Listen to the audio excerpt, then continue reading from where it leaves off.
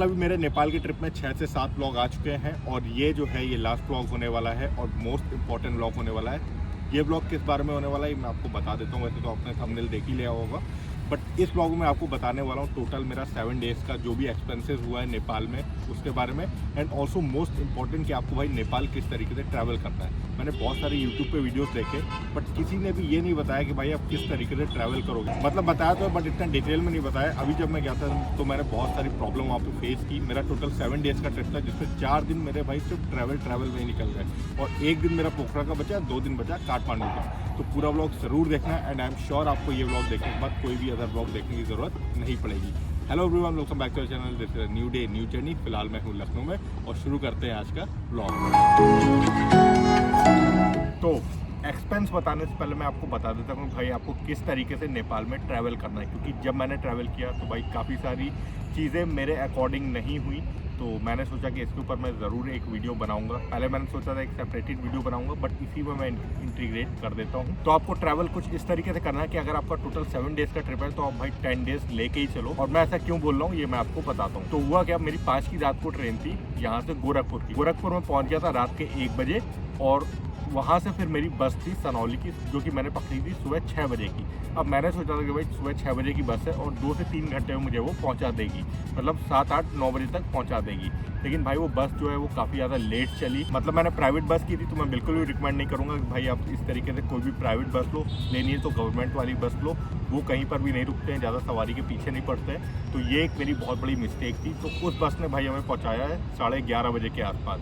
उसके बाद मैंने बाय वॉक करके, वहाँ से 200 मीटर का ही डिस्टेंस है, मैंने वॉक करके नेपाल का बॉर्डर क्रॉस किया। मेरे से कोई भी डॉक्यूमेंट्स किसी भी तरह के नहीं मांगे गए, मैंने अपने ब्लॉग में भी बताया है। उसके बाद वहाँ से पोखरा की जो बस थी वो कोई बस ही नहीं अवेलेबल थी, जो लास्ट बस थी वो निकल चुकी थी। तो वहाँ से फिर मेरे को बिटूल की बस करनी पड़ी। बिटूल में गया और वहाँ से मेरे को 12:30 बजे के आसपास मिलती है बस पोखरा की, और वो भी लोकल बस, प्राइवेट बस नहीं मिली थी, लोकल बस। तो हुआ क्या, वहाँ से भाई चले, मेरे को लगा मैक्सिमम 200 किलोमीटर 3-4 घंटे 5 घंटे में पहुँच जाएंगे। बट भाई उस बस ने पहुँचाया रात के 7:30 बजे। मतलब मेरा डे 1 का प्रोग्राम था पोखरा का। मेरा प्लान ये था कि मैं बेसिकली 10 बजे तक वहाँ पहुँच जाऊँगा, बट अनफॉर्चुनेटली वहाँ पे मैं पहुँचता हूँ 7:30 बजे। तो डे 1 तो मेरा ऐसे ही वेस्ट हो गया और बचा 1 दिन पोखरा में। दूसरे दिन भाई मैंने जितना भी एक्सप्लोर कर पाया मैंने पोखरा में किया है। और तीसरे दिन मॉर्निंग में मेरी फिर बस थी पोखरा से काठमांडू की, जो कि मॉर्निंग में 7 बजे की थी। तो मेरे को लगा कि भाई चलो यहाँ पर भी 4-5 घंटे में पहुँच जाएंगे, क्योंकि पोखरा से जो काठमांडू का डिस्टेंस है वो भी अराउंड 200 किलोमीटर है। बट वो बस जो है वो सुबह 7 बजे चलती है और भाई शाम को पहुँचाती है 5:30 बजे काठमांडू। तो आप समझ सकते हो कि पूरा दिन भाई उसमें वेस्ट चला गया। तो मेरा बेसिकली प्लान था 2 दिन पोखरा का, 3 दिन काठमांडू का। तो पहला दिन काठमांडू में चला गया, पहला दिन पोखरा में चला गया, मतलब 2 दिन ये ट्रैवल में चले गए, 3 दिन। और तीसरे दिन मुझे मॉर्निंग में निकलना था काठमांडू से सनौली और सनौली से गोरखपुर, और गोरखपुर से फिर अपनी ट्रेन थी लखनऊ की। तो मॉर्निंग में मैं वहाँ से 7 बजे बस पकड़ता हूँ और वो मेरे को पहुँचाती है काठमांडू शाम के 6 बजे। तो ऑलमोस्ट 11 से 12 घंटे हो जाता है। पूरा मेरा 3rd डे जो था वो भी जर्नी में गया, जो 1st डे था वो भी जर्नी में गया, उसके बाद जो एक बीच में दिन था वो भी जर्नी में गया, और स्टार्टिंग का 1 डे वो भी जर्नी में गया। तो टोटल 4 डेज़ जो है वो मेरे भाई ट्रैवल में निकल गए और सिर्फ मेरे को 3 दिन घूमने के लिए मिले हैं। और इन 3 ही दिन में भाई मैंने 7 से 8 वीडियो बना डाले, और इसीलिए भाई मेरे पास काफ़ी ज़्यादा कम टाइम मिला। वो मैं पूरा एक्सप्लोर नहीं कर पाया, ना तो पोखरा ना तो काठमांडू। पोखरा मैंने 2 दिन लेके चला था बट वहाँ पे 1 दिन मिला। काठमांडू मैंने 3 दिन लेके चला बट वहाँ पे 2 दिन मिला। तो इसलिए आप अगर ट्रैवल करते हो तो आप ये चीज़ ध्यान रखना, क्योंकि अभी रोड कंडीशंस जो हैं वो उतनी अच्छी नहीं है। जगह जगह कंस्ट्रक्शन चल रहे हैं। सनौली से पोखरा के लिए आप जाओगे तब भी आपको कंस्ट्रक्शन मिलेंगे, एंड पोखरा से काठमांडू तक जाओगे तब भी कंस्ट्रक्शन चल रहे हैं। एंड काठमांडू से आप अगर सनौली की बस लेते हो तब भी आपको रोड पे कंस्ट्रक्शन मिलेंगे, और इसी वजह से जर्नी जो है वो डिले हो रही हैं। और ये चीज़ व्लॉग में किसी ने नहीं बताई थी। तो आप अगर प्लान करते हो तो कुछ इस तरीके से प्लान करना कि एक दिन आप अपना ट्रैवल का प्लान करना, और जो आपका रुकने का है वो चीज़ अलग। अब मैं आपको बताता हूँ कि भाई मेरा टोटल जो 7 डेज़ का एक्सपेंस हुआ है नेपाल ट्रिप का वो कितना हुआ है। भाई मैं आपको फाइनली बता देता हूँ जो मेरा टोटल 7 दिन का एक्सपेंस हुआ है। ये जो मेरी नेपाल की ट्रिप थी ये टोटल 7 डेज़ की थी और बहुत भी बजट में मैंने किया है।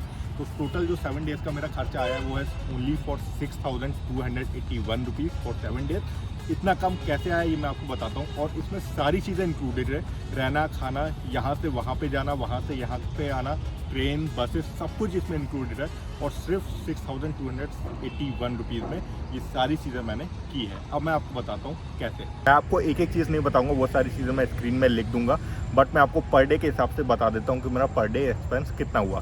तो डे 1 का जो मेरा टोटल एक्सपेंस है वो हुआ है 1,156 रुपीज़। डे 2 जब मैं पोखरा में था तो वहाँ पे भाई मेरे अराउंड 1,200 रुपीज़ खर्च हुए, और ये सारे मैं इंडियन रुपीज़ में बता रहा हूँ, तो आप नेपाली में अगर कन्वर्ट करना चाहते हो तो कर सकते हो, और बाकी डिटेल में इस साइट पे भी आ रहा होगा स्क्रीन पे। डे 3 में मेरी काठमांडू से पोखरा मैंने बस की थी, और सारी चीज़ें मिला के 1,175 रुपीज़ डे 3 का खर्चा है। डे 4 में मेरा जो खर्चा हुआ है वो है 549 रुपीज़। डे 5 जिसमें मैंने शॉपिंग की थी, कुछ सोवीनियर्स लिए थे और भी कुछ चीज़ें ली थी, तो उसका टोटल जो एक्सपेंस होता है वो है 1,041 रुपीज़। और जो 6th डे है जिसमें मैं इंडिया से नेपाल आया था, उसका टोटल जो कॉस्ट आ जाता है वो है 1,041 रुपीज़। इसमें सारी चीज़ें इंक्लूडेड हैं, इधर आपके पास आ ही रहा होगा डिटेल में। और हाँ, मैं आपको डे 1 में ट्रेन का मैंने एक्सपेंस ऐड करना भूल गया था, तो वो भी अगर ऐड करते हैं तो ट्रेन का एक्सपेंस जो था मेरा वो 505 रुपीज़ था लखनऊ से गोरखपुर का। तो टोटल अगर इसको करते हैं तो भाई 7 डेज़ का जो ट्रिप है, जिसमें स्टार्टिंग लखनऊ से जाना और नेपाल से वापस अपने घर तक पहुंचना, 7 डेज़ का टोटल ये ट्रिप होता है सिर्फ 6,281 रुपीज़ का। तो यही था मेरा पूरा नेपाल ट्रिप का 7 डेज़ का टोटल कॉस्ट।